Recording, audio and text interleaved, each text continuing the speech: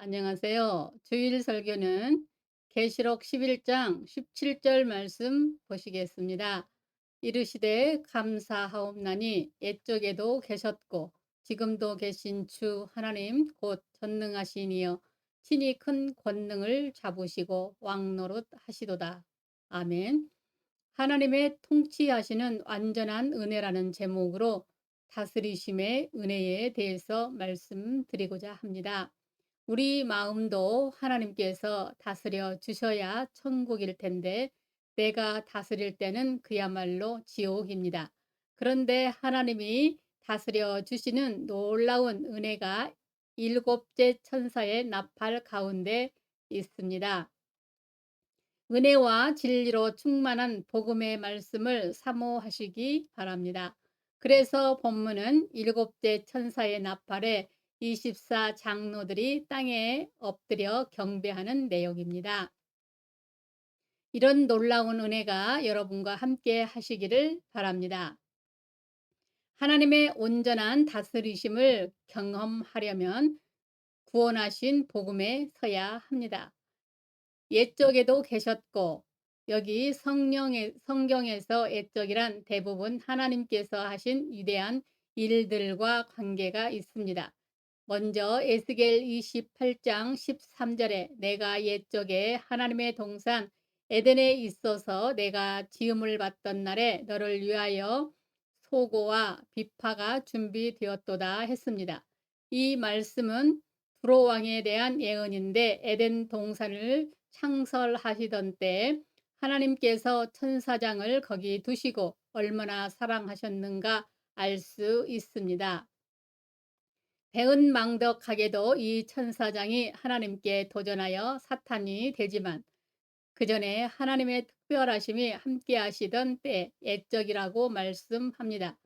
비슷한 용례가 에레미야에가 5장 21절에는 우리의 날들을 다시 새롭게 하사 옛적 같게 하옵소서. 아멘. 여기 옛적은 예루살렘이 멸망당하고 슬피 우는 지금이 아니라 옛날 다윗 왕 시절과 같이 하나님을 신실하게 섬기던 그때가 오게 해달라는 기도입니다. 그러니까 여기 옛적은 바로 신실하게 도와주시던 그 옛날을 의미합니다. 시편 78편 12절로 13절에도 그런 내용입니다. 옛적에 하나님이 애굽 땅 소안 땅에서 기이한 일을 저희 열조의 목전에서 행하셨으되 저가 바다를 갈라 물을 무더기같이 서게 하시고 저희로 지나가게 하셨으며 즉 이스라엘 백성들을 애굽에서 구원해 내시고 홍해를 기적적으로 건너게 하셨던 그 옛적을 가리킵니다.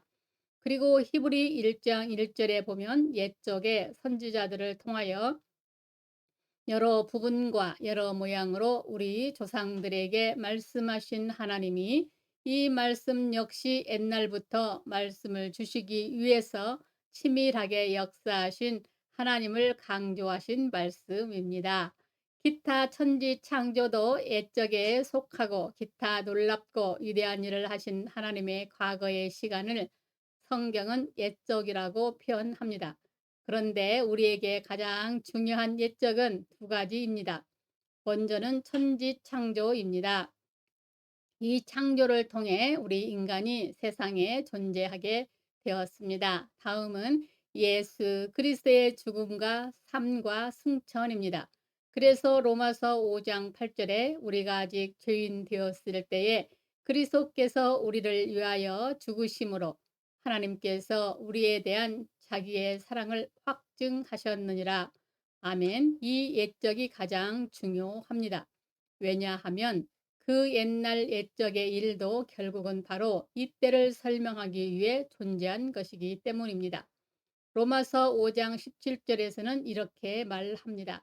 한 사람의 범죄로 말미암아 사망이 그 한 사람을 통하여 왕노릇하였은즉 더욱 은혜와 의의 선물을 넘치게 받는 자들은 한 분 예수 그리스도를 통하여 생명 안에서 왕노릇하리로다. 아멘.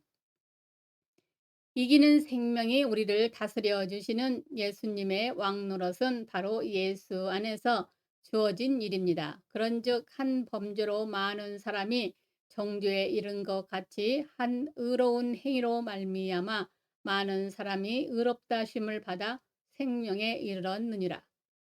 한 사람이 순종하지 아니함으로 많은 사람이 죄인 된 것 같이 한 사람이 순종하심으로 많은 사람이 의인이 되리라. 로마서 5장 18절로 19절은 말씀하십니다. 그러므로 하나님의 위대한 다스림을 받으시려면 우리를 존재하게 하신 창조의 은혜와 우리를 죄악에서 구원하신 그리스도의 구속의 은총을 믿음으로 받으시고 늘 찬송하시기 바랍니다. 이렇게 창조와 구속의 은총을 늘 찬송하면 현재에도 하나님께서 왕으로 우리를 다스리심을 느낄 만큼 나타나십니다. 하나님의 통치하시는 완전한 은혜를 받으려면 성령의 임재로 충만해야 합니다. 지금도 계신 주 하나님 24 장로들은 옛적에도 계신 하나님에 이어 지금도 계신 주 하나님을 찬양했습니다. 하나님의 은혜가 놀라운 것은 바로 그 위대한 모습으로 지금도 우리와 함께 하신다는 것입니다. 이 임마누엘을 믿으시기 바랍니다.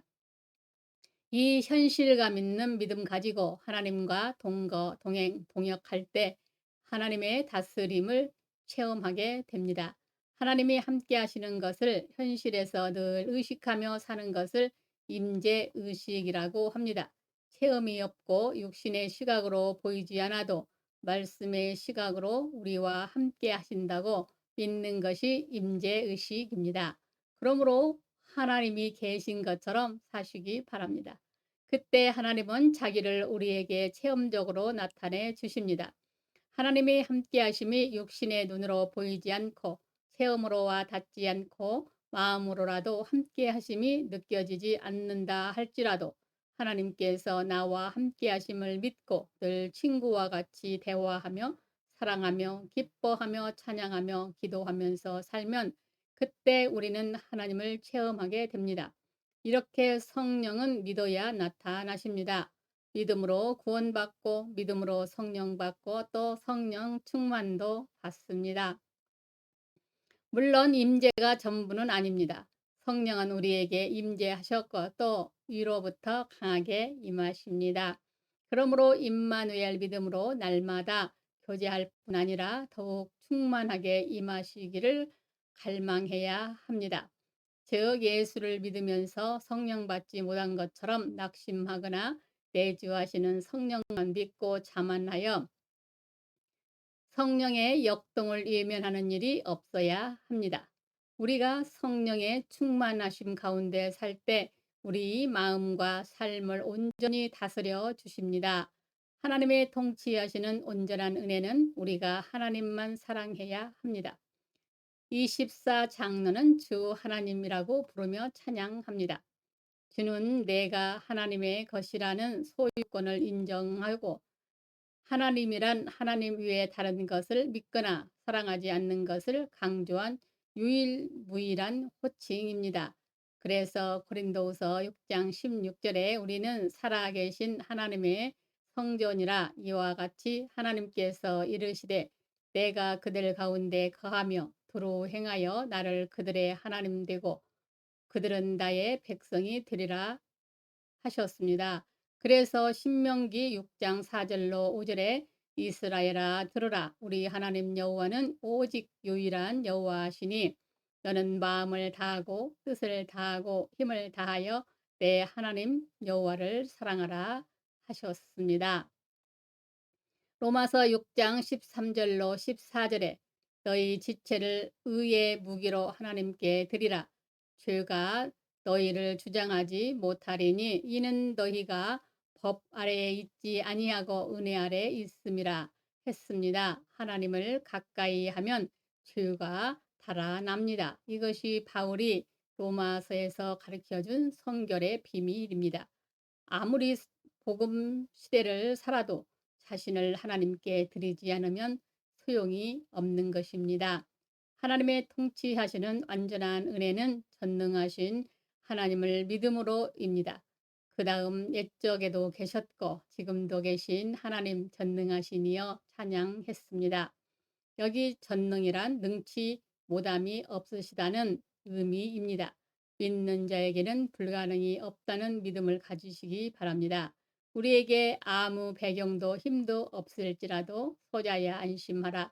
믿음이 너를 구원하였다 하신 말씀처럼 믿음이 우리를 구원하십니다. 그래서 지금 이 시간에도 친히 큰 권능을 잡으시고 왕노릇하고 계심을 믿어야 합니다. 그런 믿음 속에서 하나님께서는 내 인생만이 아니라 우주와 만물과 역사까지도 마음대로 다스리십니다. 모세를 보세요. 그 믿음 앞에 바로왕도 복종하고 홍해도 갈라지고 해도 달도 하늘에 머물지 않습니까? 성령이 임하시면 하나님의 통치가 현실로 나타납니다. 진리가 믿어지고 하나님의 사랑과 평강을 느끼며 죄가 사라지고 의가 왕노릇합니다. 사랑하는 여러분, 은혜와 진리로 충만한 일곱째 천사의 나팔 소리에 온전히 다스려 주신 것처럼 더욱 말씀과 성령으로 충만하시기 바랍니다. 말씀을 깊이 묵상하시기 바랍니다. 진정한 말씀만 우리에게 믿음을 주고 하나님을 진실로 찬양할 수 있습니다. 그러므로 우리 모두 24장로와 같이 옛적에 예수 안에서 이루신 복음의 은혜를 찬송하고 지금도 함께 하시는 그 성령 하나님을 인정하고 늘 교제하며 세상을 사랑하지 않고 하나님만 사랑하며 믿는 자에게 불가